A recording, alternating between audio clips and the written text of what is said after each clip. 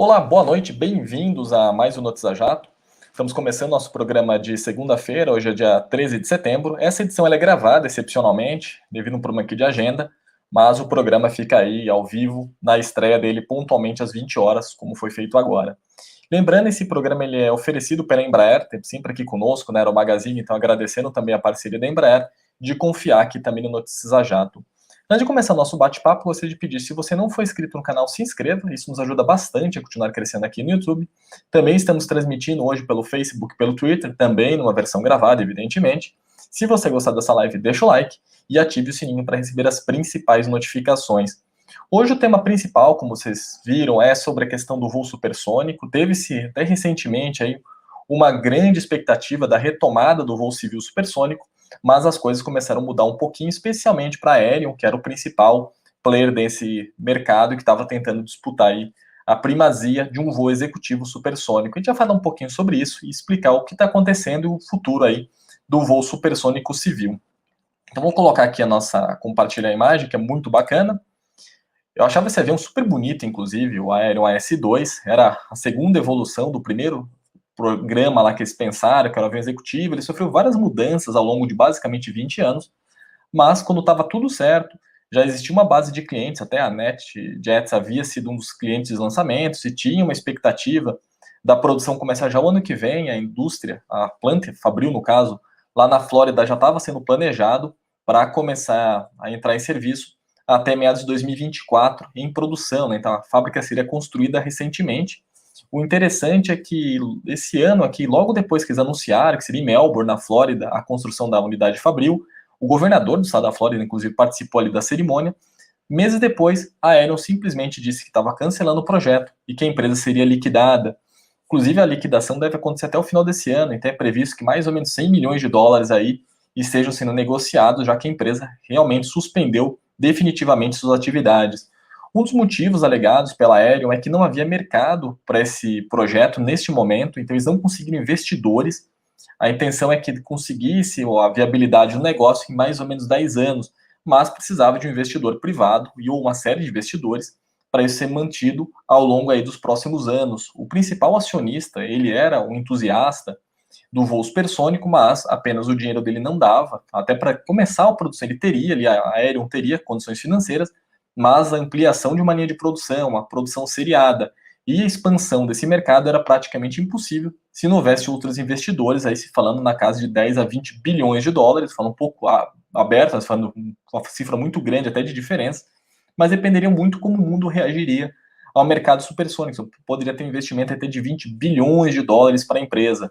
O interessante é que tudo isso aconteceu no momento que o próprio governo dos Estados Unidos já se pensava em facilitar o voo supersônico dentro da extensão continental.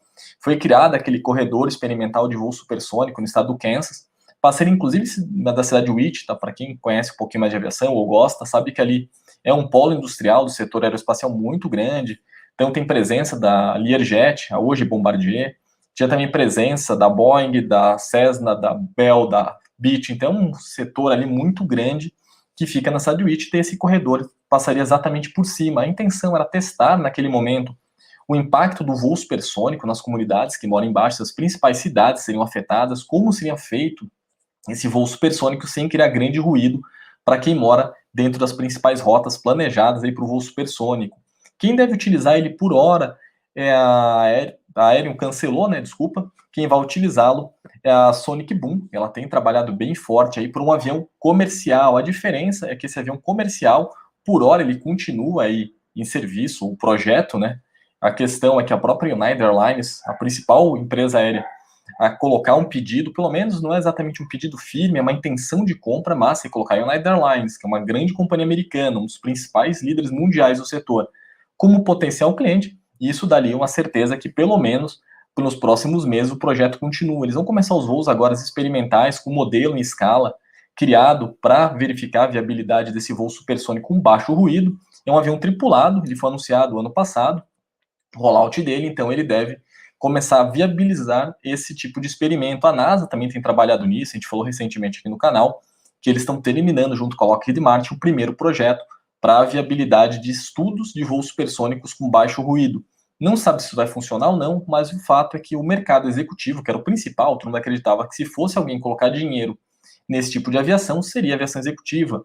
O Aéreo S2 deveria ser mais ou menos 60% mais rápido do que os aviões atuais, mas na prática, falando com muita gente especializada aí em planejamento de rotas e operação, falaria que ele seria mais uns 30% mais rápido em termos de viagem, entre o embarque e o desembarque, com todo o procedimento de táxi, decolagem, saída do aeroporto, aproximação, pouso, táxi e entrega do passageiro seria a média de 30%, não era tão rápido quanto o custo dele, que seria pelo menos 2 vezes superior a qualquer avião executivo hoje existente no mercado. Por mais que falasse que esse avião seria inclusive abastecido com combustíveis alternativos, então já se pensava lá na frente, não se mostrou viável e o mercado parece que não teve intenção aí de encarar um voo supersônico devido aos custos e à complexidade de todo esse sistema. Então, uma pena, eu tinha bastante intenção aí de ver esse avião voando, eu tinha uma expectativa grande que a gente viria o AS2 pelo menos fazendo seus voos de teste, mas isso não aconteceu. E é interessante que a própria Aéreo já tinha anunciado o AS3, que seria provavelmente um avião comercial supersônico, mas também o projeto foi anunciado e logo na sequência a empresa declarou que estava encerrando as atividades.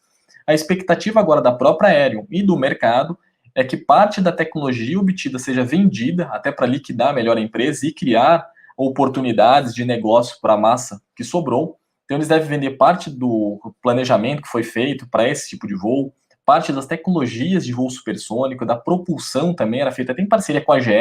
Então, estavam trabalhando ali para essas principais tecnologias serem vendidas para o setor. Resta saber se vai haver interesse ou não de alguém adquiri-lo. Por exemplo, a Boeing hoje era parceira, se ela vai adquirir esse projeto, que ela estava participando ou não. As empresas de aviônicos também estavam trabalhando se vão ter interesse em obter, ou uma outra startup aí que tem interesse em obter todos esses materiais para criar um projeto do zero, ou pensar dali para frente um voo não tripulado supersônico e outras questões acima da velocidade do som. Tá uma coisa muito aberta por hora, mas mostra que o voo supersônico é muito mais difícil que a pessoa imaginava até recentemente, que vai além de regulamentação e das questões técnicas, mas principalmente da questão comercial.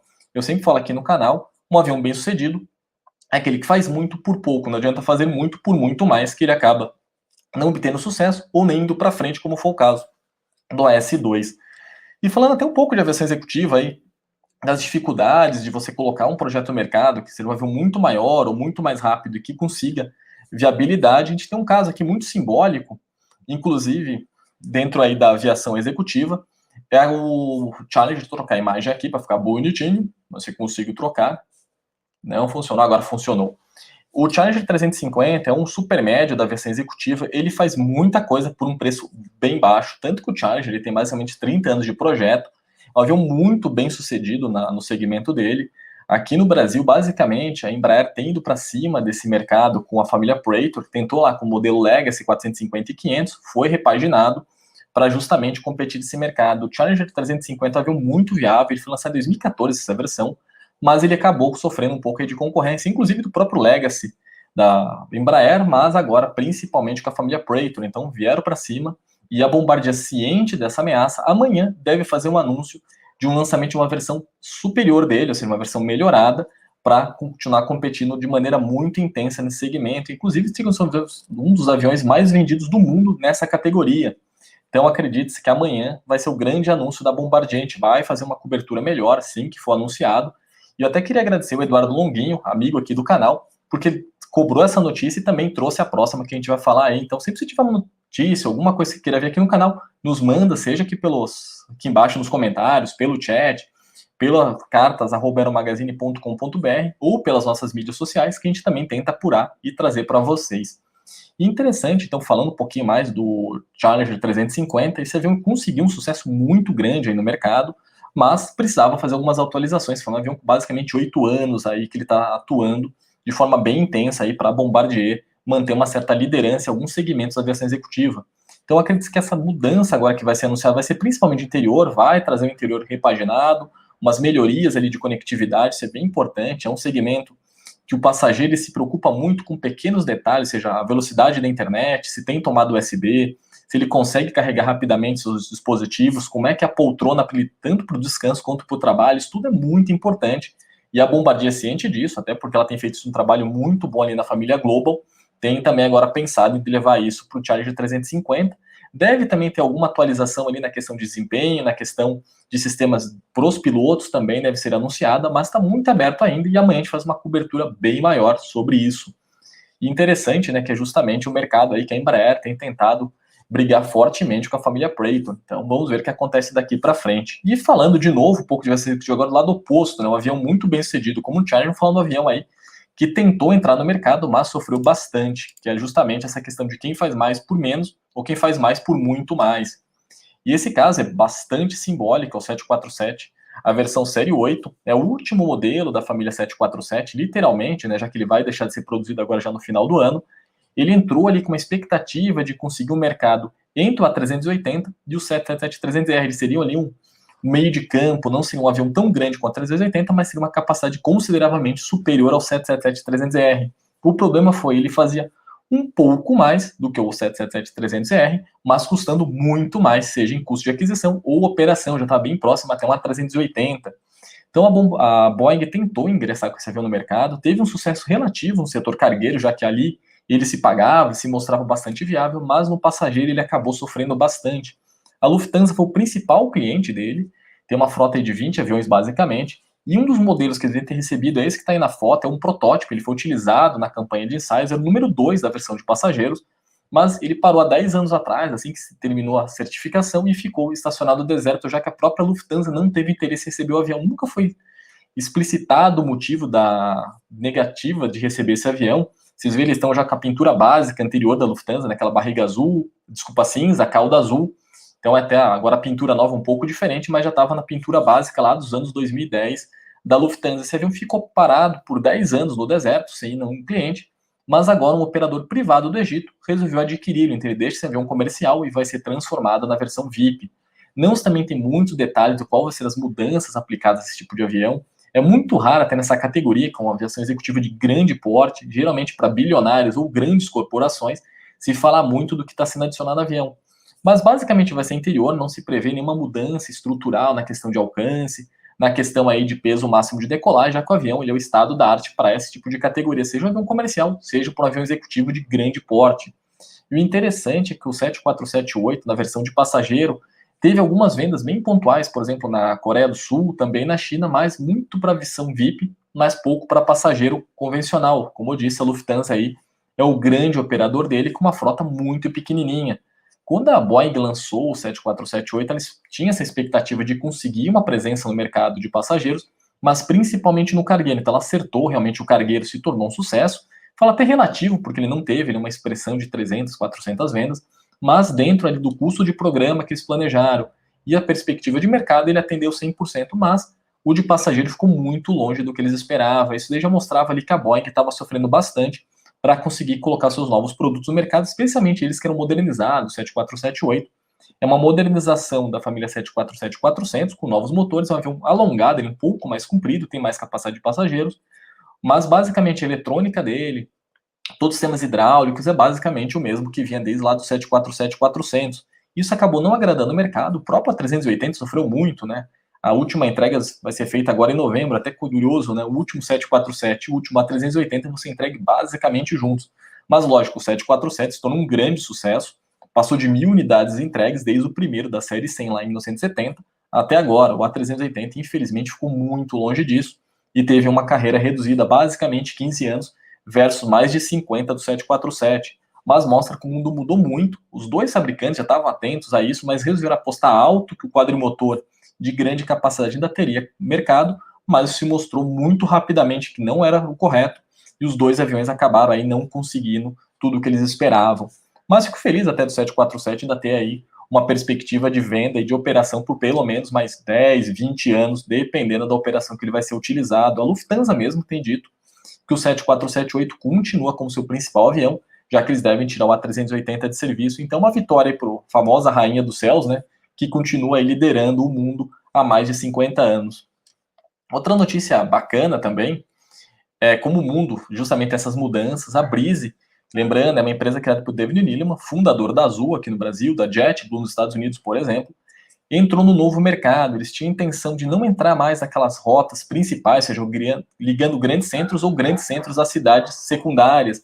A proposta da Breeze foi justamente voar entre cidades secundárias de forma direta ou entre cidades secundárias e cidades de menor capacidade, que o pessoal chamou de subregional aqui no Brasil, mas isso, lógico, nos Estados Unidos. Então a intenção é sair de uma cidade pequena para uma outra cidade pequena, não necessariamente rotas curtas, até de médio ou longo alcance, e criando um novo nicho aí de mercado. Isso é bem interessante, parece que vai funcionar muito bem nos Estados Unidos, já que acharam ali um mercado pouco explorado. Geralmente, você vai fazer um voo entre uma cidade média e uma cidade pequena nos Estados Unidos, você acaba parando numa cidade, num grande hub, por exemplo, Chicago, Nova York, Miami, e agora não. Um dos exemplos, por exemplo, que estão operando na Flórida entre cidades pouco exploradas. Então também tem ali um mercado bem importante para esse tipo de aviação. E o A220, que é o antigo C-Series lá da Bombardier, hoje na mão da Airbus, se mostrou exatamente o avião para essa proposta aí da Breeze, que eu acho bem bacana. Então eles colocaram o avião para operar em algumas rotas, pelo menos o projeto, né, o avião agora que vai entrar em serviço. Isso mostrou muito viável, então ele é muito capaz em rotas de médio a longo alcance, com mais ou menos 100 a 140 passageiros. Ele se tornou aí um desafio muito grande, até para a Embraer, né, com a família E2, da família E-Jet, para competir. Então, o E-Jet, geralmente, a versão E2 é muito viável para etapas curtas e médias, com média ali de 100 a 120 passageiros, e o A220 já está um pouquinho acima, brigando no mercado também ali pouco explorado. Isso é uma grande sacada da Bombardier na época, uma excelente ideia da Airbus adquiri-lo, que ficou então, você tem o E-Jet até 100, 120 assentos, e depois você subia ali para o A320 ou 737-8. Então tinha um mercado ali pouco explorado que a Bombardier acreditou que existia e realmente se mostrou. E a Breeze justamente aproveitou esse avião, que foi criado para um mercado ali pouco explorado, para colocar ele nas rotas que seria o ideal para ele. Então ele conseguiu agora um pedido adicional de 20 unidades, chegando a 80 da Breeze, mostrando que o avião está muito bem colocado aí dentro dessa nova perspectiva de mercado, não só nos Estados Unidos, mas na própria Europa. Então, com essa retomada da aviação comercial, muita empresa aérea vai começar a ver onde poucos concorrentes estão atuando para se manter viável e ampliar seus negócios, né? Não só de viabilidade, mas também de crescimento. Outra notícia também bacana aqui, deixa eu trocar. Opa! De quanto que também o avião ainda se mostra viável, o C-130 Hércules, a versão J, é a mais recente, apelidada Super Hércules, conseguiu mais um contrato internacional. Então a Indonésia deve encomendar 5 unidades, não está confirmado se vai ser 5 ou mais, mas o mercado tem especulado que serão 5 aviões mesmo, ampliando a sua capacidade de transporte. A Indonésia tem uma tradição muito grande, operadora aí do Hércules, eles usam desde a série B, aquela lá dos anos 60, então tem algumas operações, se eu não me engano, são 6, aviões aí com mais ou menos 61 anos de uso, ou seja, bem usados, tem a versão H também.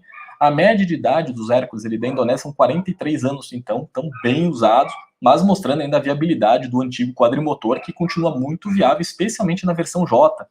É um avião modernizado ali nos anos 90, entrou em serviço já no finalzinho da década de 90, mas ele ainda é o estado da arte para essa categoria de turbo-hélices estáticos. A Embraer foi justamente para esse mercado, né, com o C390 Millennium, mas ainda sofre muito, que eu sempre falo, a venda militar não depende do fabricante e um cliente tem interesse, é muito entre governo, seja o país A, que é o vendedor, versus o país B, que tem interesse ali de compra, então tem que ter uma negociação muito forte entre ambas as partes. Os americanos são muito bons nisso, embora esta venda específica, o mercado diz que é uma venda direta, ou seja, a Lockheed Martin negociou diretamente com a Indonésia esta venda. Então ele continua aí sendo muito viável e entrou no mercado que até a própria Embraer tinha interesse de planejar, né, Indonésia, mas o Hércules foi lá e conseguiu, até porque a Indonésia tem uma presença muito forte em modelos Lockheed, tem F-16, comprou o T-50 lá da Korean Aerospace, que é sócia a Lockheed nesse programa, então isso facilitou bastante a entrada aí do C-130J no mercado indonésio. Outra notícia bacana também para nós explorarmos, deixa eu trocar aqui a foto agora. Infelizmente, né, falo bacana para explorar, mas mais para a gente conversar sobre o que aconteceu, para não deixar muitas dúvidas. Hoje, um super tucano da Força Aérea Brasileira sofreu um acidente lá próximo a Campo Grande, no Mato Grosso do Sul, onde fica a ALA 5. Durante um voo de rotina, o piloto ejetou e o avião acabou se acidentando. E eu falo, muita gente mandou perguntas ao longo do dia sobre o que tinha acontecido, se machucou alguém ou não. O avião pousou numa área sem ninguém, uma área de fazenda, desabitada. O piloto conseguiu ejetar do avião. Desculpa. Ele fez ali uma ejeção bem sucedida, foi resgatado por um Black Hawk da Força Aérea Brasileira e nota, a FAB divulgou que o piloto passa bem, está passando ali por uns exames médicos de rotina. Então, para quem estava na dúvida, fica tranquilo, o piloto está bem. Infelizmente, o avião deu perda total, que vocês podem ver na imagem, eles depois do pouso ali, pouso entre aspas, da queda, já que ele bateu no chão, acabou se incendiando, dando perda total. Mas isso, infelizmente, faz parte da rotina militar. Muita gente me pergunta, o Super Tucano é um bom avião ou não, já teve vários acidentes. Isso é uma operação militar, isso é normal, especialmente nessa categoria de avião, que é um treinamento.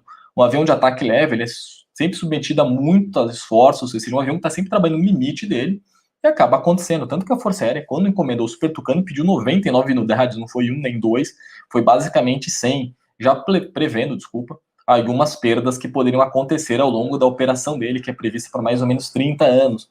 Então isso acaba acontecendo. O bacana da notícia, como eu disse, é saber que o piloto está tudo bem, não machucou ninguém solo e a vida segue aí.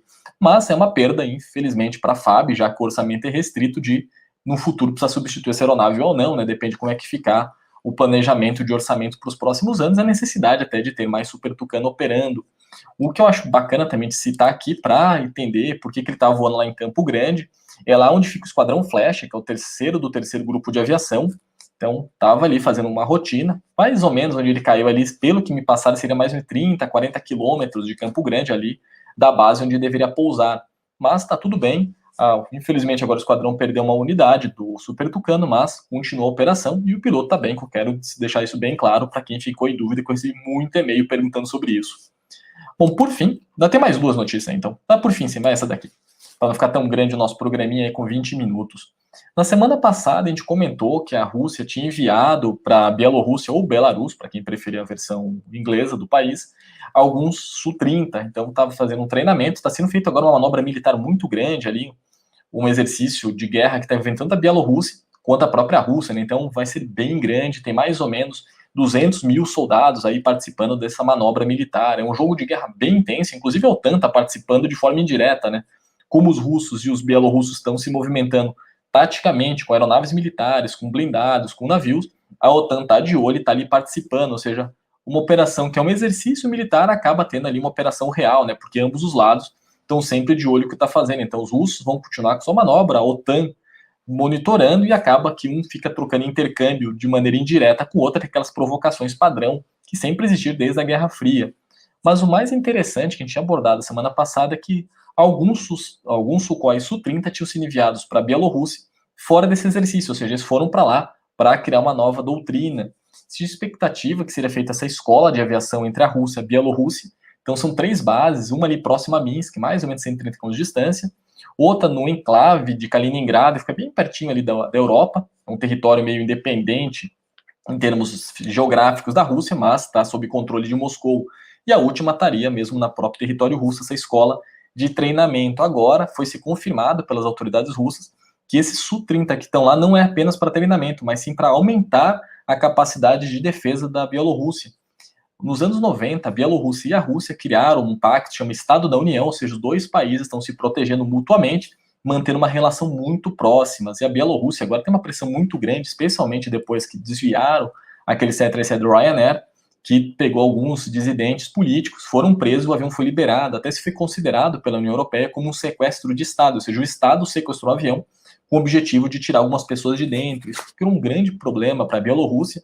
A União Europeia e a OTAN estão agora sob pressão, e a Rússia, ciente disso, quer manter a sua presença geopolítica, está apoiando ainda mais Minsk, né? Então tem essa pressão aí para a Rússia se manter mais presente dentro da Bielorrússia, e esse Su-30 deve agora ficar permanentemente lá, tanto com treinamento, quanto também para missões de combate real. É pouco provável que esse avião realmente entre em operação ali para fazer um ataque, até porque brincar com a OTAN hoje seria uma guerra de perda para ambos os lados, né? Tanto os russos quanto a OTAN perderia, mas a provocação continua e mantém ali uma presença policial do Estado russo sobre a Bielorrússia, também mantém ali o governo da Bielorrússia muito aliado aos interesses de Moscou, né? Tipo, você não tem muito para onde correr, porque senão eu vou te deixar sozinho e você vai ter um grande problema para enfrentar. Então o Su-30 vai para lá agora de forma permanente, ou seja, o mundo continua aí muito próximo ao que já foi na Guerra Fria. Bom, pessoal, isso é basicamente um resumo das notícias do dia. Eu queria novamente pedir desculpa porque não foi um programa ao vivo, questão de agenda, precisou mudar algumas coisas. Tá feito um resuminho, teve uns barulhos de fundo, até por causa do horário, tem mais gente passeando com o cachorro aqui na rua, desculpa novamente. E antes de encerrar o nosso programa, eu queria lembrar, para quem está aqui sempre conosco, que até o dia 30 de setembro, o nosso clube de assinatura aqui do canal está sorteando uma maquete, vou até colocar ela aqui para vocês verem. É do Legacy 450, como eu disse, é um dos concorrentes lá do Charger, a gente acabou de falar, né, era a versão original, ele foi agora feito um upgrade pro modelo Praetor. E esse daqui é uma maquete oficial da Embraer, seja exclusiva aqui do canal. Quem assinar ou já é assinante até o dia 30 de setembro está concorrendo.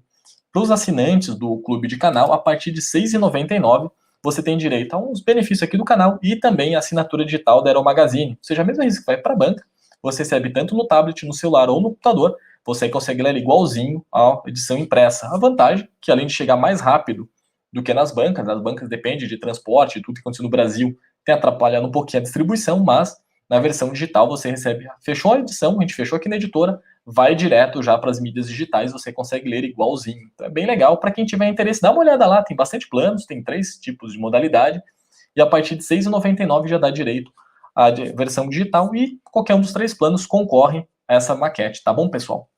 Bom, obrigado novamente pela audiência. Se você gostou dessa live, deixa o like que nos ajuda bastante a continuar crescendo aqui no canal. Um forte abraço e até amanhã. Tchau, tchau.